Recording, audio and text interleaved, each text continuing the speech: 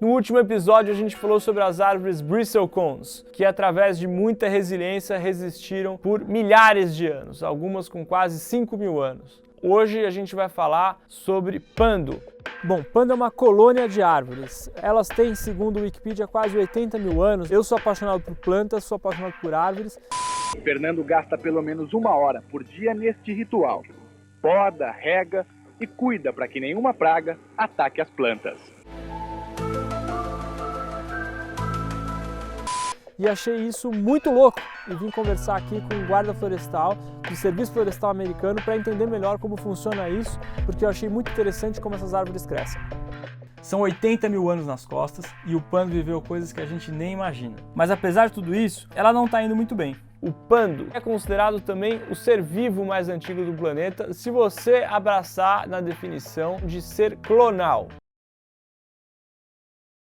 Não está entendendo nada, a gente vai explicar. Pando is an aspen clone that has been determined by geneticists to be all one clone. They are genetically identical, every tree. There's 106 acres and about 40,000 trees. They're all interconnected through their root system. It's that root system make Pando so interesting for scientists to study and for people to come here and see it. They're thinking it's at least as old as the last ice age. Esse ser vivo conseguiu sobreviver tanto tempo porque suas raízes se espalham e geram novas árvores, todas clones e idênticas umas às outras. Ela vai se multiplicando enquanto as velhas vão morrendo. Esse é o segredo da sua longevidade, da sua força e resistência. Currently, right now, not a lot of young trees are coming up, so part of that study is to find out why that this aspen clone doesn't seem to be reproducing. Probably the greatest threat is the lack of regeneration. There's some theories that maybe Pando is so old it doesn't have the strength to regenerate. This very versatile creature that's found a way to survive for millennia is kind of coming undone, probably because of things we've done, and I'll cut to the chase. Some of those things are just overbrowsing by both wildlife and domestic livestock. On top of that, now, of course, we're adding what we expect to be prolonged droughts and a climate change situation. So the combination of drought and large herbivores browsing these stands, you have some places, particularly low elevation, drier sites on south and southwest facing slopes, that are running into some serious problems. This is a national forest. There's a lot of people that talk about national parks, national forests.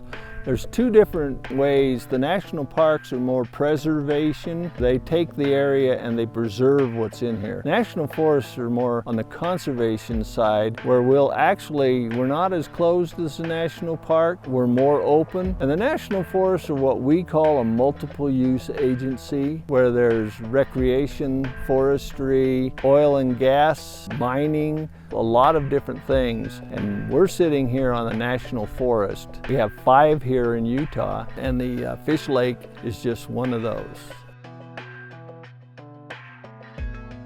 O que é dramático quando a gente fala disso em conjunto com a mudança climática é que a mudança climática que nós estamos provocando agora, ela é muito mais rápida do que qualquer mudança no clima no passado. Então, se nos últimos 80.000 anos houve variações ali no clima que essas árvores conseguiram se adaptar e sobreviver, se você tiver uma mudança muito brusca, isso vai acabar com a chance de sobrevivência dela.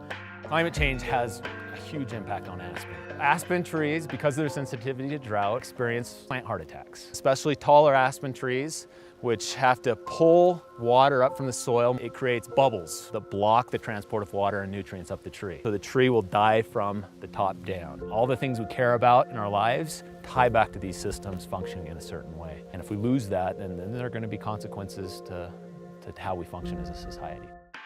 Você não sabe se são as bactérias que estão fertilizando o solo que estão com algum problema, você não sabe se é por causa da mudança do clima, se o clima está mudando, se diminuiu a umidade, diminuiu a chuva ou se aumentou. São todos fatores que influenciam nisso e, claro, tem a presença humana que também tem o seu impacto. É muito difícil num sistema complexo como esse, em que muita coisa está interagindo, você ir lá e apontar, é isso aqui. E é justamente por essa razão que a gente tem que sempre tomar muito cuidado cuidado com intervenções que a gente faz na natureza, porque ela tem um equilíbrio delicado ali, que às vezes você tira uma peça que você acha que aquela peça não vai fazer falta e o castelo de cartas todo colapsa. Por isso, provavelmente, a gente não sabe ainda por que Pando tá morrendo, mas o que a gente sabe, certamente, é que é bem possível que a gente tenha um papel nisso, e a gente tem que prestar muita atenção e enxergar com muita reverência esses fenômenos da natureza. A história do Pando é uma história de união. Pelo fato de todas as suas árvores dividirem uma mesma raiz, elas são mais fortes e resistentes.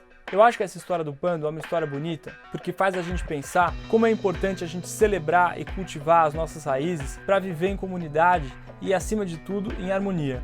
O ser vivo mais forte é aquele que melhor se adapta a mudanças ou aquele que tem mais capacidade de predominar sobre os outros? Cara, eu acho assim, a gente na nossa arrogância acha que o ser humano é o ápice da biosfera, né? Nós de fato somos capazes de mudanças extraordinárias, mas às vezes a gente devia calçar as sandálias da humildade. Take care of what you got. It's precious. Once it's gone, it's gone. Preservation, conservation. There have been areas of the world that have been deforested and they're now deserts and they're not coming back.